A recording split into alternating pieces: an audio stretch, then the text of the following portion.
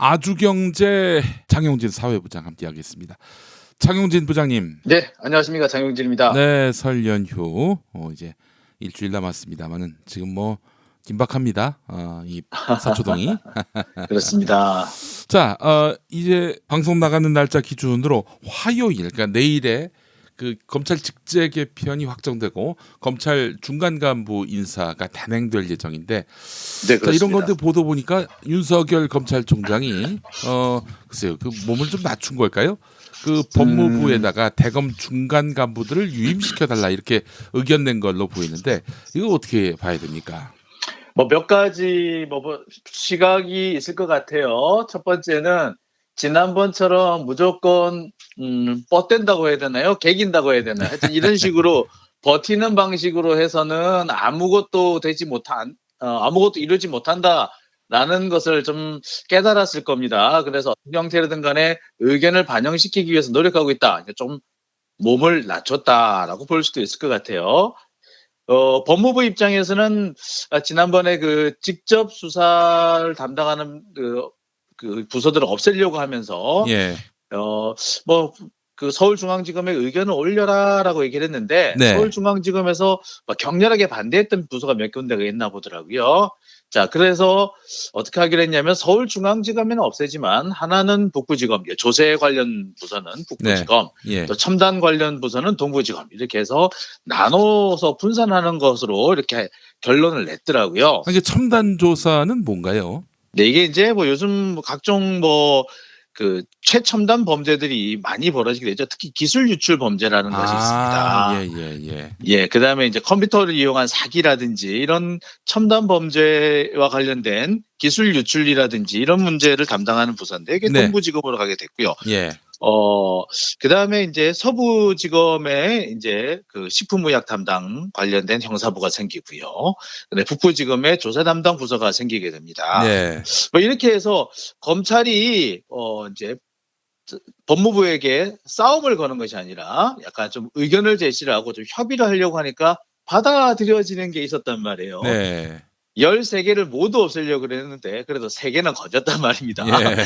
그러니까 이번에 윤석열 총장 입장에서도 자기 수족이 모두 잘려나가는 것보다 네. 그래도 몇 명은 건지고 싶지 않느냐. 그래서 그럴 바에는 싸우는 것보다는 약간 이렇게 좀 숙이는 방법을 택하지 않았느냐, 뭐 이런 생각도 듭니다. 네. 자, 그리고 뭐 여러 가지 시각들이 있다고 말씀하셨는데 그 두 가지입니까?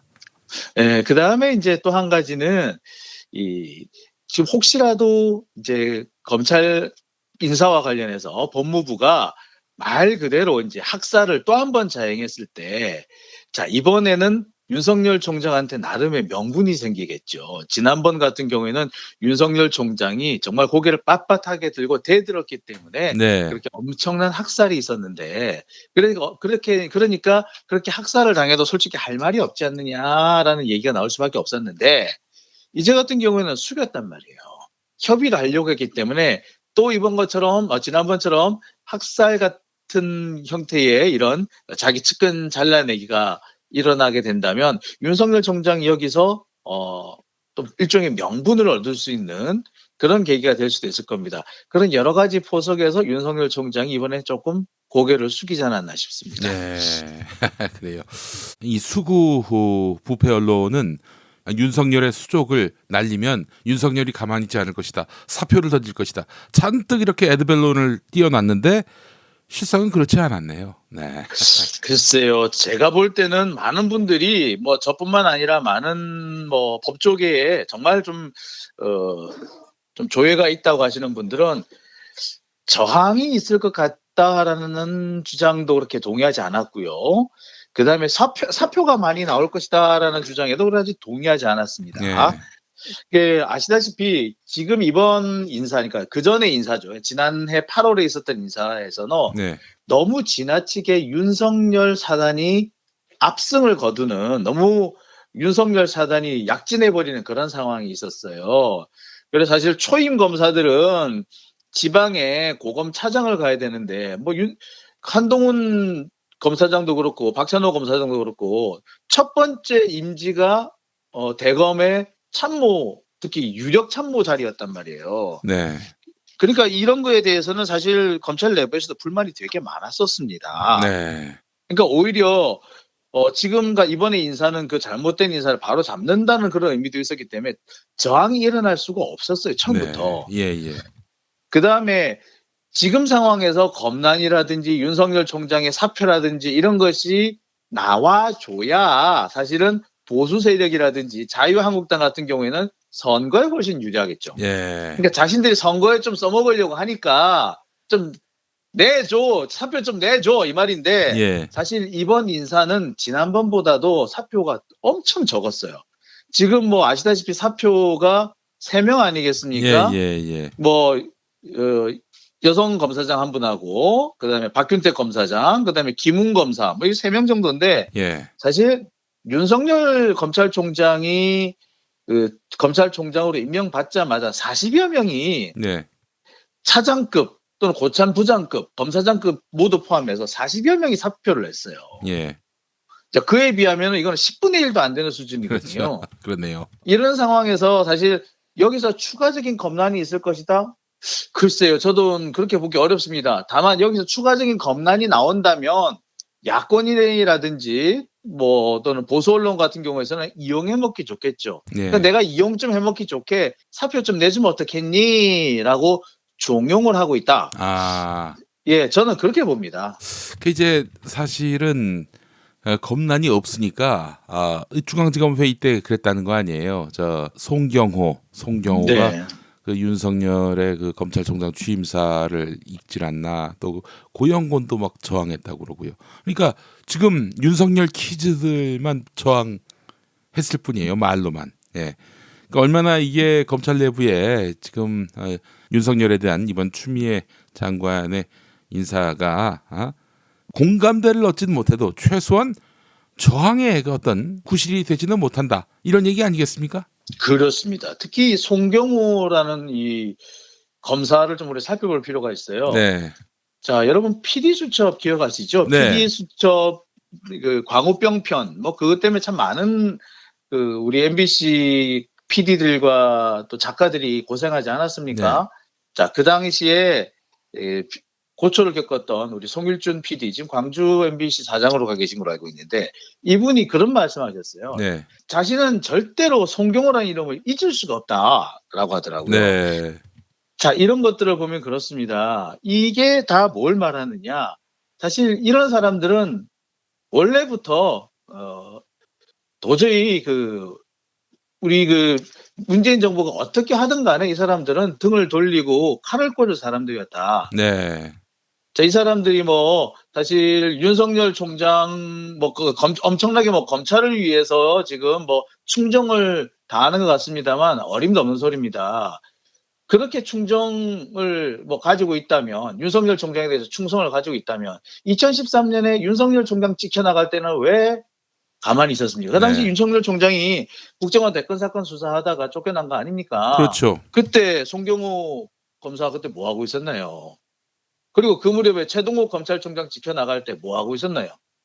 그 당시 최동욱 총장 찍혀나갈 때 딱 2명의 검사가 사표를 던졌습니다. 네. 한 사람은 나는 윤석열의 호위무사가 되겠다라고 이상윤 검사가 사표를 냈고요. 네. 그다음에 박은재 검사가 사표를 냈습니다. 네. 이 두 사람을 빼고는 솔직히 지금 최동욱이라는 이름을 입에 올릴 자격조차 없는 사람들인데 참 많은 사람들이 최동욱 총장을 거론을 하고 있더라고요. 네. 그래요. 알겠습니다. 결국 이제 그 윤석열이 지난번 굉장히 고위급 검사가 학살당하는 이런 상황을 보면서 꼬리를 내렸다. 그 앞으로 그러면은 윤석열이 더는 이렇게 무리하고 무도한 수사를 안 할 수도 있을 것이다, 이렇게 전망이 되시나요? 글쎄요, 이거는 좀 두고 봐야 될 것 같습니다.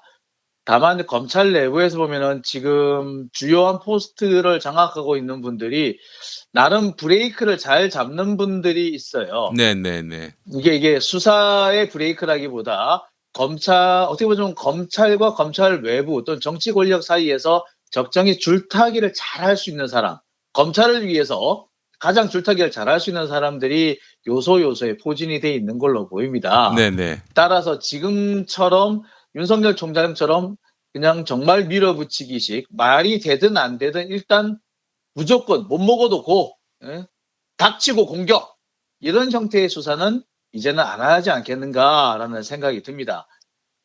그러니까 상당히 명분을 중시하고 그다음에 적절한 시기, 방식 이런 것들을 중요시하고 상대방이 어느 정도 힘을 갖고 있는지까지 좀 그 약간 보면은 너무 계산을 잘하는 그런 사람, 그래서 얄미울 정도의 사람이 지금 솔직히 검찰 요소요소에 자리를 잡았어요. 네, 그렇기 예. 때문에 지금 같은 수사는 좀 자제하지 않겠나 싶습니다. 네. 아, 알겠습니다. 그 참 어떻게 그렇게 무지막지한 수사를 했는지 모르겠습니다. 자, 일단 뭐 그동안 검찰 직제 개편에 이어서 대규모 중간 간부 인사를 앞두고 있는 서초동, 여기 긴장감이 최고조에 이르고 있는 건데, 자, 그렇다면은 이번 인사, 이 다가올 이 중간 간부 인사, 누가 인사 조치를 당하게 될 것인지, 그리고 또 누가 그 자리를 채우게 될 것인지 초미의 관심사입니다. 예, 일단 송경호는 좀 정리해야 되지 않을까요? 그렇죠. 1, 2, 3, 3차장, 서울중앙지검 1, 2, 3차장은 일단 다 정리를 한다고 보는 게 맞을 것 같습니다. 신지용, 신봉수, 송경호. 예, 그렇습니다. 이 세 사람은 다 일단 현재 자리에서 물러난다라고 보는 게 맞습니다. 이 사람들 다 사실 그 전에 과거 이제 MB 정권 때 상당히 좀 잘 나갔고 문제가 있는 수사를 했다고 지목을 받는 사람들입니다. 제가 뭐 네. 일일이 다 거론하기는 그렇습니다만, 송경호 검사만 거론했습니다만 다 뭐 한 번씩 뭐 BBK 연루된 사람도 있고 막 그래요. 네. 자, 그렇기 때문에 이 사람들은 사실 이번에 한번 문제를 삼아서 좀 나가야 될 때가 왔습니다. 네. 자, 그렇기 때문에 아마 이분들은 아마 1, 2, 3차장, 1, 2, 3, 4차장까지 모두 다 교체가 될 가능성이 높아 보이는데, 예. 지금 볼 때는 그렇습니다. 1차장 그래도 살아남을 수 있다면 1차장은 살아남을 가능성이 좀 있어요. 살아남을 가능성이 좀 있고요. 이분은 형사부기 때문에 지금 서울중앙지검 형사부는 이번에 큰 변동이 없습니다. 따라서 움직이지 않을 가능성이 있고요. 이 신지용 1차장 같은 경우 최순실 국정농단 특검에서 윤석열 총장과 손발을 맞췄네요. 보니까. 네, 그렇습니다. 네, 뭐 그렇긴 합니다만 아시다시피 이번에 특히 서울중앙지검 형사부에서 크게 뭐 문제가 있다고 보기는 어렵기 때문에 네. 자리를 지킬 가능성, 그다음에 중앙지검 4차장, 1차장과 4차장은 자리를 지킬 가능성이 제일 높고요. 예, 예, 예. 2차장과 3차장은 교체 가능성이 매우 높다고 봐야 될 것 같습니다. 네. 2차장과 3차장이 바뀐다면 2차장 자리에는 제가 전에도 한번 말씀드린 적이 있는데 진재선 검사가 유력하리라고 생각을 합니다. 진재선 검사는 누굽니까? 네, 진재선 검사는 서울대 부총학생 회장을 했죠. 부총학생 회장을 마치고 난 뒤 6개월 만에 사법시험을 합격해서 주변을 놀라게 한 사람입니다. 네. 검찰에 있으면서도 계속해서 주로 공안 분야에 있었습니다만 공안의 분야에 있어서는 새로운 어떤 이미지, 과거와 같은 공안이 아니라 네. 정말 민주사회의 공안이란 무엇이어야 한다라는 어떤 그런 상을 마련하기 위해서 노력했다라고 하는 평가를 좀 받고 있습니다. 예. 그리고 이제 나머지는 이제 전에도 말씀드렸듯이 임은정 검사와 같은 사람들이 이제 발탁 이런 것도 정말 그 전에 우리 가능성이 있습니다. 장용진 부장님이 3차장으로 올 가능성이 있다라고 말씀하셨잖아요. 예. 그 3차장 혹은 대검의 감찰본부로 올 가능성이 있습니다. 감찰과장이나 뭐 감찰기획관 뭐 이런 자리가 있습니다. 네. 아니 그 윤석열 검찰총장하고는 어떻습니까? 그 임은정 검사가 견제자 역할을 톡톡히 할 수 있을까요? 충분히 할 수 있으리라고 봅니다. 뭐 한 가지 재미있는 일화를 소개하면 그래요. 네. 뭐 들리는 얘기에 불과합니다만 임은정 검사가 결혼하기 전에 이제 처녀 시절에 네. 그리고 윤석열 총장이 총각 시절에 두 사람이 소개팅을 할 뻔했다는 그런 얘기도 있어요. 그래요? 예. 그때만 해도 우리 임은정 검사가 이 검사 이제 고위 검사들 사이에서 상당히 이제 신망이 있는 사람이었다고 합니다. 네. 근데 아시다시피 박형규 목사님에 대해서 무죄 구형을 하는 바람에 예. 거기서 찍혀서 그 다음부터 서울중앙지검에도 돌아오지 못하고 예. 계속해서 지금 한직을 전전하면서 이렇게 검찰 내부의 어떤 내부 고발자 역할을 하게 됐는데요. 네. 하여튼 뭐 그런 면에서 본다면은 두 분이 소개팅을 하지 않은 게 역사적으로 보자면 우리 국민으로 보자면 상당히 좀 다행스럽지 않나 네, 그런 생각도 해봅니다. 예. 소개팅 안 한 게 참 참. 네, 그래요. 그러면 지금 보니까 진재선 검사 말씀하셨고요. 이문정 검사도 말씀하셨는데 둘 다 보니까 사법연수원 30기예요. 그렇습니다. 둘 다 사법연수원 30기로요. 지금 딱 차장 검사가 될 시점이 왔습니다. 그리고 두 사람 다 MB 정부 그다음에 박근혜 정부에서 찍혀가지고 진급을 제대로 못했어요. 뭐 잘 아시겠습니다만 진재성 검사가 춘천지검에서 수습 검사를 했었는데 당시 그 진재선 검사를 교육 지도했던 지도 검사가 바로 김진태 지금 자유한국당 국회의원이었다고 해요. 아, 그래요? 진재선 검사의 사수가 김진태였다는 얘기입니까? 네. 그런데 김진태 의원은 바로 2014년, 15년 소위 말해서 국정감사장이라든지 국회에서 여러 차례에 걸쳐서 빨갱이 검사, 네. 좌파 검사, 좌익 검사라는 이름으로 진재선 검사를 공개적으로 지목하곤 했었습니다. 아, 예전에 자기가 지도했던 그 진재선 검사를 빨갱이 검사, 좌파 검사라고 지목했다고요? 그렇습니다. 공개적으로 저 지목을 했었습니다. 그러면서 뭐 PD 계열의 좌파 검사였다. 네. 그러면서 그 진재선 검사를 꼭 집어가지고 이렇게 비난하곤 했었어요. 그런 일이, 그리고 심지어는 그래가지고 엄마 부대 이런 분들이 서울중앙지검 앞에 플랜카드 걸어놓고 진재선 검사 파면하라 뭐 이렇게 써붙여놓기도 했어요. 네. 아, 그래요. 예. 자, 그렇다고 본다면 그 진재선 검사 같은 사람은 사실 그동안 핍박을 받은 분들이죠. 억울하게 아무 이유 없이. 예. 자, 그래서 이번에 그 사람들은 아마 좀 이번에는 아무래도 좀 인사상 조금 혜택을 입지 않겠는가. 그리고 입을 때도 됐다. 시기상으로 딱 맞다라고 좀 말씀드리고 싶습니다. 예. 진재선 검사와 윤석열 총장 사이는 어떻습니까? 참 묘합니다. 그 관계도. 예. 진재선 검사가 국정원 댓글 사건 수사팀에 포함이 돼 있었습니다. 아. 그리고 박형철 검사와 예. 아주 가까운 관계였죠. 자, 그래서 본다면 참 그 입장이 묘해 보입니다. 윤석열과 가까울 가깝습니다. 수도 있겠네요. 그렇습니다. 예. 네. 그래요. 이게 이제 이걸 여쭙는 이유가 우리가 나름대로 괜찮다고 생각했던 검사들이 윤석열 권력 아래에 의해서 마시가는 상황을 많이 봤지 않습니까? 대표적으로 한동훈도 그러했고요.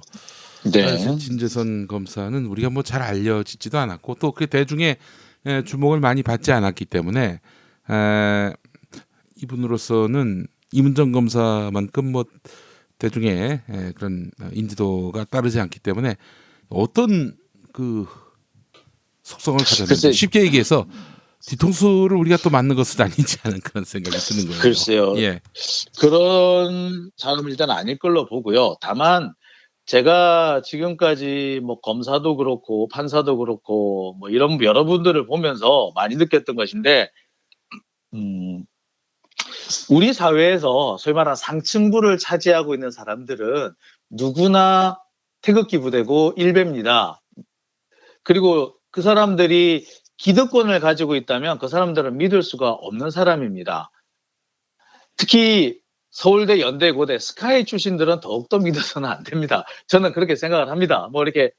자, 그렇지만 그런 사람들 중에서도 결이 다른 사람이 있습니다. 자, 결이 다른 사람이라고 하면 가장 대표적인 분이 유시민 이사장 같은 그런 분들이라든지 심상정 의원 같은 분들을 들 수가 있을 겁니다. 네. 노회찬 의원 같은 분, 이런 분들이 결이 다르다라고 말을 할 수가 있는데요. 그 결이 다르다는 것은 뭘 말하냐면 자기가 엘리트 의식을 갖고 있느냐 없느냐의 차이라고 보시면 되겠습니다. 예. 엘리트 의식을 가지고 있으면 어떤 형태로든 간에 발현이 될 것이고 본인은 아니라고 하겠지만 우리 국민들 입장에서는 뒤통수 맞았다라는 상황이 생길 수도 있죠. 그래서 아, 엘리트 의식을 어느 정도 가지고 있느냐. 뭐 저는 그 차이가 있다고 보는데 네. 엘리트 의식을 가진 자라면 검사든 판사든 경찰관이든 관료든 기자든 다 똑같다. 언제든지 뒤통수를 때릴 수 있는 사람들이다. 네. 저는 그렇게 생각을 합니다. 알겠습니다. 예. 누구라고 얘기하지 않는 어떤 누구라고 얘기할 수 없는 분은 서울대 나와서 독일 가가지고 척척 석사가 되시고, 네, 그렇습니다. 예, 네. 알겠습니다. 예, 이번 인사 화요일 바로 내일 나게 되네요. 어떤 결과가 나올지 눈을 부릅뜨고 지켜보도록 하겠습니다. 자, 이분 얘기 또 안 할 수 없습니다. 김웅 검사. 네. 이분이 이제 사표를 냈는데 말이죠. 네. 꽤 글을 잘 쓰는 모양인가 봐요. 제가 이분이 쓴 책을 읽지 못해가지고. 예. 참 이분이 평소 때 쓴 글을 보면은 간략간략하고 짤막짤막하면서 맛깔나는 그런 얘기들이 있어요.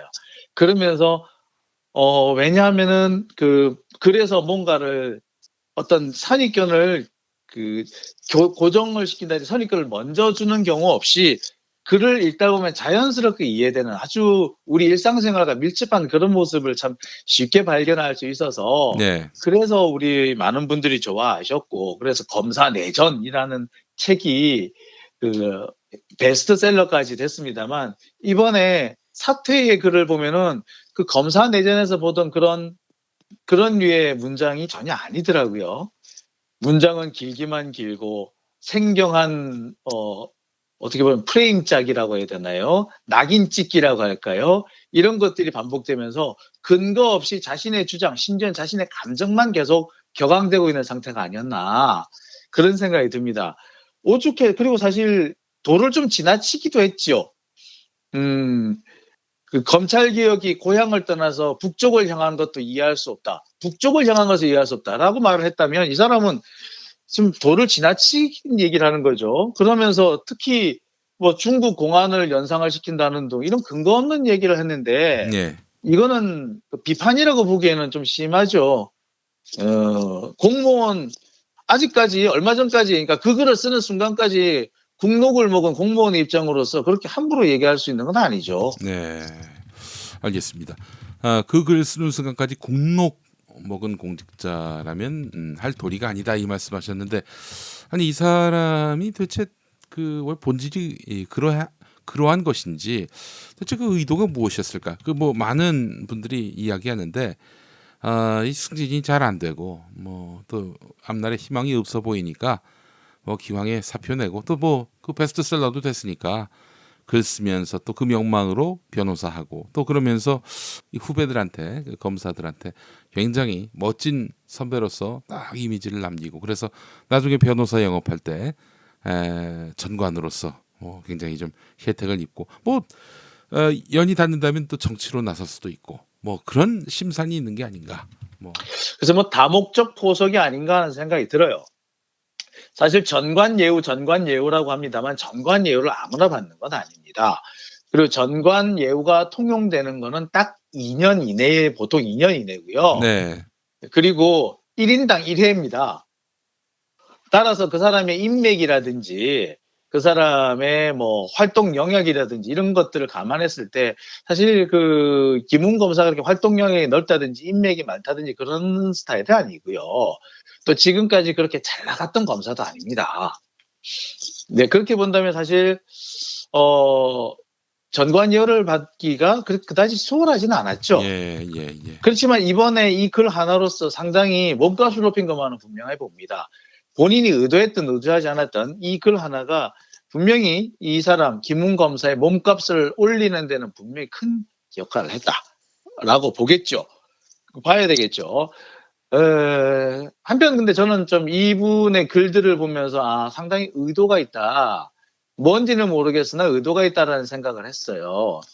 뭐 지금 요새 검사들이 가장 많이 하는 것이 지금 검찰 개혁은 중국식 중국 공안을 바라보는 검찰 개혁이다라는 식으로 주장을 하는데 이거는 정말 말도 안 되는 얘기예요. 사실 중국 공안하고 비슷하다. 지금 중국식 사법제도와 비슷하다고 한다면 지금 현재 검찰의 모습이 중국식 사법제도와 너무나도 비슷합니다. 아, 지금의 검찰 그 이야말로 사실 중국식 제도입니다. 예. 주도권을 모두 쥔 것이 도리어 중국 공안과 비슷하다. 예, 생각해 보세요. 자, 중국 같은 경우에는 중국 최고인민재판소가 있고요. 그다음에 최고인민검찰원이 있고 그렇습니다. 그리고 이제 그 공산당원들을 검찰하는 그 중앙기율위원회 뭐 이렇게 있는데 이 모든 것을 통제하는 사람들이 어디냐? 공산당 중앙위원회입니다. 아, 그래서 공산당 중앙위원회가 우리의 대법원장급인 최고인민재판원장도 하고 최고검찰원장도 하고 다 해요. 네, 그리고 두 사람이 자리를 바꾸기도 합니다. 네, 법무부 장관 역시 그 공산당 중앙위원회 후보위원으로 있어요. 지금 현재는 또 보면. 네. 자, 그러니까 쉽게 말해서 공산당원들이 다 알아서 한다는 얘기잖아요. 예, 자, 우리나라는 한번 보십시다. 김기춘 씨 원래는 검사지 않습니까? 자, 그런데 대통령 비서실에서도 일했고요. 한때는 치안본부장도 했습니다. 경찰도 했어요. 네, 그 다음에 검찰총장도 했죠. 그 다음에 법무부 장관도 했죠. 국회 법사위원장도 했고, 대통령 비서실장까지 했습니다. 자, 해먹을 거 다 해먹었죠. 지금 황교안 한번 봅시다. 황교안 대표 같은 경우 검사지 않습니까? 예, 자, 고검장 하다가 법무부 장관 했고요. 국무총리까지 했고요. 대통령 권한대행까지 했습니다. 예. 그리고 지금 야당 대표하고 있고요. 자, 검사가 다 해먹는 제도 아닙니까, 이게? 아, 지금 박상옥 대법관, 지금 현직 대법관이죠. 검사입니다. 박한철 전 헌법재판소장, 검사입니다. 자, 검사가 되면은 이럴 온갖 공직을 다 나눠 가질 수 있고, 국회의원을 할 수도 있고, 대통령을 할 수도 있고, 이렇게 할 수 있는 자리가, 그게가 바로 검사인데, 네, 그거야말로 중국식 공안과 뭐가 다릅니까? 중국 공산당 중앙위원하고 다를 게 뭐가 있어요? 똑같지 않습니까? 자, 그렇다고 본다면, 지금 검찰 제도야말로 중국식 제도다. 오히려 중국식 제도에서 검찰이 권력을 독점하지 못하도록 만든 것이 지금 검찰 개혁인 겁니다. 네. 당장 지금 문재인 정권에서 검사가 법무부 장관 한 거 있습니까? 네. 없지 않습니까? 예, 예. 민정수석 했습니까? 못하지 않습니까? 네, 그렇습니다. 검찰 개혁은 도리어 중국식 구조를 탈피하는 것이다. 그렇습니다. 그런데 이 검사 중심, 검사의 그 입장에서만 바라본다면은 이게 뭐 정말 그 불합리하다라고 판단할 수 있겠지만은 아니 이 세상의 중심이 어떻게 검찰일 수가 있겠어요? 그렇습니다. 또 그렇게 훌륭한 책을 쓰신 분이 말이죠. 참 말도 안 되는 생각과 주장을 펼치는 것 참 안타깝고 황당합니다. 예. 근데 이제 뭐 한 가지 좀 짧게 짚어보자면은 네. 김웅 검사에게는 이 검경 수사권 조정은 안 된다는 거 아닙니까? 그렇죠. 그 지금 검경 수사권 조정과 관련해서 검찰은 어떻게 경찰을 믿을 수 있느냐 이렇게 얘기하고 있는 것 같은데 실제로 이제 사실 경찰한테 너무 많은 권한을 부여한 것 아니냐. 그렇기 때문에 경찰에 대해서 적절하게 수사 지휘도 하고 또 이들이 1차 수사 종료권을 갖고 있는 만큼 엉망으로 수사하지 못하도록 견제하고 감시하는 그런 역할도 필요한 것 아니냐 이런 목소리가 있습니다. 이 부분에 대해서 어떻게 보세요? 예, 그 얘기는 당연합니다. 그런데 경찰 개혁에 대해서 얘기한다면요. 사실 민주진보 진영이 정말 경찰 개혁에 대해서는 누구보다도 뼈가 저릴 겁니다. 경찰한테 가장 피해를 많이 본 사람 누구겠습니까? 예. 민주운동하면서 감옥 가고 두들겨 맞고 했던 그런 분들 아닙니까? 네. 근데 그런 분들 앞에서 검찰이 경찰 개혁을 얘기를 합니까? 솔직히 이거는 공자님 앞에서 문자 쓰는 겁니다. 화딱지 납니다. 저는 감히 검사가 내 앞에서 경찰 개혁 운운하니까 정말 화가 납니다. 저는요 검사들보다 몇 배로 경찰 개혁을 뼈저리게 느끼고 있습니다. 뼈가 아플 정도입니다. 예. 당연히 경찰 개혁해야 합니다. 특히 대표적인 것이 경찰을 제가 볼 때는 수사경찰과 경비경찰, 그다음에 자치경찰과 국가경찰 이렇게 크게 4단계로 나눌 필요가 있다라고 생각을 해요. 크게 4조각으로 나눠야 된다고 생각을 합니다. 네.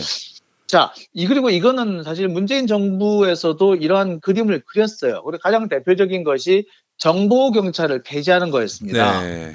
저 역시 정보경찰을 폐지하고 근데 정보경찰이 또 이제 돌아다니면서 이제 국민들의 의견을 수렴하고 이런 거는 또 있거든요. 예, 예. 요런 순기능을 살리기 위해서 정보경찰을 폐지하고 대화경찰이라는 것을 새로 만들자라고 제가 제안을 한 적이 있습니다. 아. 그랬더니 실제로 경찰청에서는 지금 현재 정보경찰 중에서 시위 현장에 나타나 가지고 무슨 일로 나오셨나요? 오늘 몇 명 정도 오셨다고 몇 분 언제 가실 거예요? 그리고 저희가 뭐 전해드릴 얘기는 없을까요? 라고 해주는 분이 옛날에 딱 정보경찰이었는데 네. 요새 그런 분들이 다 뭐 조끼를 입고 다니더라고요. 파란 조끼에 대화경찰, 다이얼로그 폴리스 이러고 다니시더라고요. 예. 그러니까 서서히 이미 시작되고 있다라고 보면 될 것 같습니다. 검찰이 말하고 있는 경찰 개혁, 예, 맞습니다. 경찰 개혁이 검찰 개혁과 같이 가야 합니다. 그런데요, 그 걱정은 부디 검찰은 하지 말아 주셨으면 합니다. 보기 흉합니다. 예. 아, 알겠습니다. 아유, 흥분하시네 우리 장용진 부장님. 저 사실은 당신들이나 잘하지 왜 남 걱정하느냐 뭐 이런 얘기이기도 해요, 사실은. 네. 그렇죠. 알겠습니다. 자, 이제 마지막으로요. 이거 반드시 좀 짚어야 되는데 요즘 삼성 재판이 이상해져 가고 있어요. 이재용 삼성 부회장의 국정농단 파기환송심 판결을 앞두고 이 파기환송심 재판장이라 할 수 있는 정준영 판사가 지금 삼성 봐주려고 저러는 거 아닌가? 뭐 준법감시위원회 이런 거 만들어 가지고 뭐 한번 좀 잘해보시라. 뭐 이렇게 막 이재용에게 시키기도 하고. 아니 그래 준법감시위원회 생긴 거 뭐 그렇다 칩시다. 그런데 그럼 과거의 잘못을 이 준법감시위원회 만들었다고 덮어줄 겁니까? 그럼 안 되잖아 이거는. 사실 준법감시기구가 없었던 건 아니죠. 아니 저 경찰이나 검찰이 준법감시기구 아닙니까 또? 아니, 삼성 내부에도 준법 감시 기구가 다 있었어요. 그러니까 네. 사실 우리나라에도 보면은 준법 감시인 제도라는 것이 있습니다. 그래서 각 기업 안 내부에 있는 법무실, 뭐 변호사, 사내 변호사들의 역할이 준법 감시인의 역할을 하도록 돼 있었어요. 네. 사실 삼성전자 같은 경우만 해도 사내 변호사가 200명이 넘는다는 얘기가 있어요. 웬만한 로펌보다 많이 있다고 그러거든요. 네. 따라서 이분들이 준법 감시를 하려고 했으면 그전에도 얼마든지 했을 겁니다. 따라서 준법 감시 기구가 없어서 삼성이 이 난리 이렇게 문제를 일으켰다. 저는 그렇게 보지 않습니다. 네. 자, 그리고 대부분의 국민들도 그런 면에서 뭐 준법 감시 기구가 없어서 지금 같은 일이 벌어졌을 것이다라고 생각하지는 않는다고 생각을 합니다. 오히려 삼성은 지금까지 보면 자신들의 잘못을 비판하거나 고발하는 사람들한테 복수를 해왔어요. 아. 언론 같으면은 광고를 끊어버렸고, 그 다음에 고발을 하는 사람들, 특히 노조 같은 사람들은 어떻게 수단과 방법을 가리지 않고서도 밥줄을 끊어놓는 짓을 했죠. 네. 실제로 그래서 삼성의 AS 센터 직원들, AS 기사들 중에 한 사람은 노조 만들다가 스스로 목숨을 끊고 자살하신 분도 있어요. 이분은 유언이 뭐였느냐면은 노조가 생기는 날 노조 앞마당에 내 뼈를 뿌려달라라고 하셨을 정도입니다. 네. 얼마나 한이 맺혔으면 그렇겠습니까? 네. 그랬던 삼성이 이제 와서 준법감시기구를 만든다? 글쎄요. 과연 얼마나 준법을 할지 의심스럽습니다. 그리고 이 정준영 판사는 항상 하는 얘기가 회복적 사법이라고 얘기해요. 상당히 중요한 얘기고 잘 만든다면 회복적 사법이 정말 앞으로 우리 사법에 가야 할 길이 아닌가라는 생각을 합니다. 이게 뭐냐면은 범죄가 발생하기 전의 상태로 최대한 되돌아갈 수 있도록 처벌이라든지 이 재판을 해 나가야 한다. 뭐 이런 게 회복적 사법이라는 겁니다. 네. 뭐 좋죠. 근데 그 원리의 가장 기본 원리는 뭐냐? 피해의 회복입니다. 네, 그렇죠. 피해의 회복, 그리고 피해자에 대한 사과입니다. 이것이 회복적 사법의 가장 첫걸음인데 삼성이 지금 피해를 회복했습니까? 삼성 바이오로직스로 인해 가지고 우리 국민연금이 몇 천억, 심지어는 수조 원의 피해를 봤다고 하는데 그러면 삼성이 그에 대해서 대가를 치러야 될 거 아닙니까? 치렀나요? 안 하고 있지 않습니까? 그리고 삼성에서 노조 만들다가 스스로 목숨을 끊으신 분들 그분들에 대해서 사과하셨습니까? 심지어 돌아가신 분의 시체를 빼앗기 위해서 유족들한테 돈으로 유족들을 매수하는 일까지 벌어지지 않았습니까? 그에 대해서 국민들한테 사과를 했나요? 안 했습니다. 그리고 이번 이 삼성의 위법이 지금이 처음이냐? 아니지 않습니까? 멀리 거슬러 올라가자면 1960년대 사카린. 사카린 밀수 사건부터 시작해서 이게 3대에 걸쳐서 벌어지고 있는 범죄 아닙니까? 매번 그때마다 재산을 뭐 헌납한다, 뭐 한다라고 하면서 반성하는 척 했지만 실제로는 얼마 지나지 않아서 불법이 재현됐습니다. 그리고 준법 감시기구도 그때마다 계속 한 칸씩 높아졌습니다.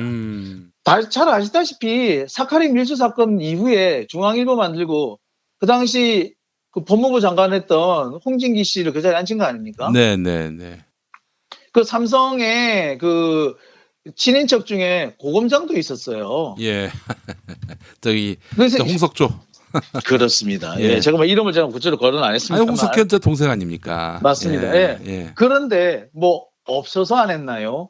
있어도 안 한 겁니다. 근데 이제 와가지고 이런 걸 만들면 안 할 것이다.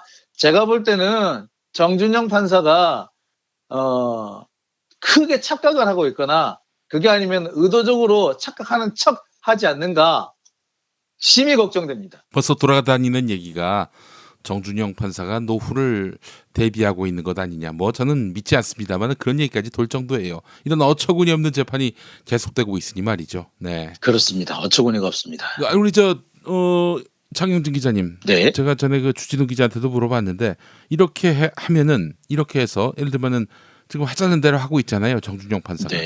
네. 혹시 징역형 아닌 형을 받고 사실 그 이재용 부회장 같은 경우 구속되지 않는 게 수감되지 않는 게 제일 좋은 거 아닙니까? 뭐 무슨 그렇습니다. 그 집행유예 상태로 해서 파기환송심이 끝난다면 그만큼 만세 부를 일이 없는데 그렇게 될 가능성이 있을까요?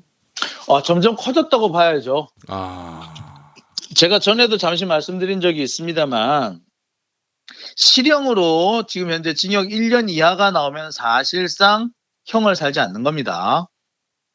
왜냐하면 지금 현재 358일을 이미 구금 상태에 있었어요. 예. 따라서 만약에 징역 1년에 처한다고 하면은 속된 말로 8일만 있다 나오면 됩니다. 거의 없는 거죠. 그뿐만 아니죠. 그렇다면 뭐 징역 11월, 만약에 징역 10월 뭐 이런 식으로 내렸다. 그렇다면은 뭐 아시다시피 뭐 오히려 한 달치 구금료를 받겠죠.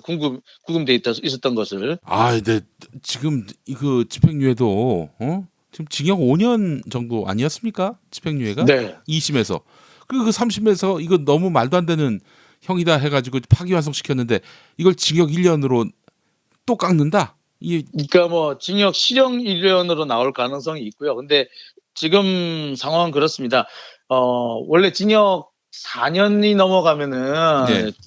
집행유예가 안 됩니다. 네. 근데 지금 상황으로 보자면은 사실 최소 징역 5년이 나와야 정상이에요. 예. 그러니까 제가 잘못 알았네요. 징역 5년이면은 집행유예 나올 수 있다라고 말씀드렸는데 그게 아니라 징역 4년이군요. 네. 예. 그러니까 지금은 그러니까 실형으로 징역 5년이 나와야 정상인데. 네. 근데 지금 자꾸 어떻게든 간에 집행유예를 주려고 하고 있는 것 같고, 그게 어렵다면은 실형을 선고하더라도 제가 말씀드렸듯이 사실상 실형이 아닌 수준으로 선고하려고 하지 않는가. 뭐 여러 가지 방안을 찾고 있지 않겠나 생각이 듭니다. 이거를 그 파기환송심이 판단하더라도 대법원이 뭐 형식적이긴 하지만은 이런 파기환송심의 결정에 대해서 추인하느냐 마느냐 그 절차는 남아 있지 않나요? 10년 이하의 징역인 경우에는 네. 그러니까 지금 현재 그 양형 부당을 사유로 상고할 수 있는 것은 10년 이상의 징역, 사형 무기징역의 경우에만 가능합니다. 따라서 10년 이하의 징역인 경우에는 상고심이 불가능합니다. 특히 검사가 양형 부당을 이유로 상고하는 것은 받아들여지는 사례가 거의 없습니다. 그래요. 네. 그러면은 징역 1년 나올 수도 있겠네요. 그러면은 뭐 네. 이재용 씨는 한 8일만 감옥 갔다 오면 되는 것이고요. 야, 이게 뭐 이런 법질서가 다 있습니까? 이게 만약에 이재용이 아니라 김용민이라면 어떨까요? 네. 돈이 그렇게 많지는 않으신 걸로 알고 아, 있는데. 당연하죠. 예, 예, 예. 예, 이따 치고, 예. 제가 볼 때 어디 가서 뇌물로 예. 1,000만 원만 주셔도, 예. 징역 1년 나오리라고 생각합니다. 그래요. 참 슬픕니다. 예. 알겠습니다. 아, 언제쯤 나오죠? 이재용 그 파기환송심 결과. 지금 이재용 부회장의 변호인들도 예. 우리는 이번에 유죄 무죄는 따지지 않겠다. 오로지 양형만 가지고 따지겠다. 양형 부당에 대해서만 거론하겠다라고 했고, 예. 재판부도 사실 뭐 그렇게 추가적인 문제를 거론하고 싶지는 않는 것 같아요. 그래서 지금 예상으로 보면 다음 달에 한 번 더 기일이 열리고 그 이후에 결심을 하고 선고를 하지 않겠나. 그래서 3월, 4월이면 선고가 날 걸로 보입니다. 만약에 지금 박영수 특검이 검사 아닙니까? 박영수 특검이 그렇죠. 재판부를 기피한다. 이 재판부가 이상하다 이러면서 기피한다면은 기피가 될 수 있을까요? 지금 기피 사유는 되지 않습니다. 현재 상황에서는 기피를 받아줄 수 있는 상황, 기피 사유 신청할 수 있는 사유도 안 됩니다. 현재로서는. 그렇다고 보면은 일단 뭐 기피의 일단- 신청을 되든 안 되든 함으로써 지금 재판장이 엉터리로 하고 있다라는 것들을 대중을 상대로 해서 호소할 수도 있지 않을까 하는 생각이 드는데요. 예, 그거는 건 가능합니다. 가능합니다만 받아들여질 가능성이 그렇게 높지 않다는 네. 점. 그 판단은 누가 합니까? 그 판단은 보통 이제 이런 경우는 이제 다른 고법의 다른 재판부에서 합니다만 대신에 항고를 할 수가 있죠. 그래서 바로 대법원에 상고를 할 수 있습니다. 네. 대법원에 그 판결 나고. 방금 말씀드렸던 기피 신청 같은 경우에 네. 기피 기각이 되더라도 대법원에 가서 한 번 더 따져볼 수 있습니다. 아, 그래요. 그건 또 2심제군요. 네, 그렇습니다. 알겠습니다. 네, 지금 삼성 재판이 아주 묘하게 돌아간다는 점을 우리 국민들이 알아야 할 것 같고요. 무슨 치유 사법? 말도 안 되는 회복적 사법? 네, 회복적 사법입니다. 회복적 사법이 필요한 사람들은 불쌍한 사람들 아닙니까? 예?